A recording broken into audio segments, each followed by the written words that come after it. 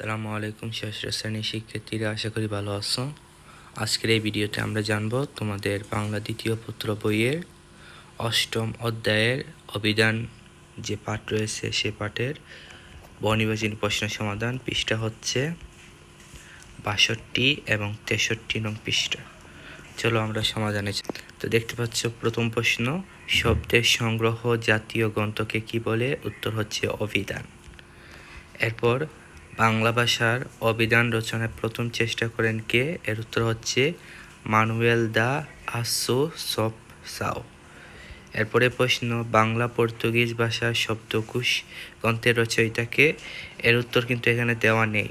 এর উত্তর হওয়ার কথা ছিল মানুয়েল দা আসোসপসাও। সো এটা উত্তর ভুল। এরপর বাংলা পর্তুগিজ ভাষার শব্দকোষ কখন প্রকাশিত হয়? এর উত্তর হচ্ছে 1743 সালে।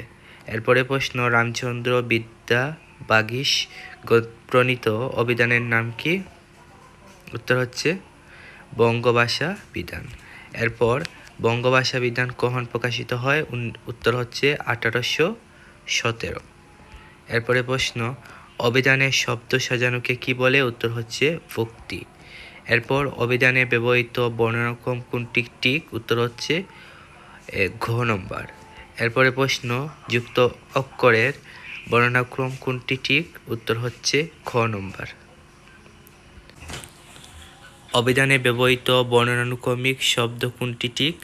এর উত্তর হচ্ছে ঘ নম্বর, নিখিল সচরাচর। তো শিক্ষার্থীরা, আজ এই পর্যন্ত। এই ভিডিওর মাধ্যমে বাংলা দ্বিতীয় পত্রের 8টি অধ্যায়ের বহুনির্বাচনী প্রশ্নের সমাধান দেওয়া হয়ে গেছে। আর কোন কোন বইয়ের সমাধান পেতে চাও এই ভিডিওর কমেন্ট বক্সে জানিয়ে দাও। ধন্যবাদ সবাই।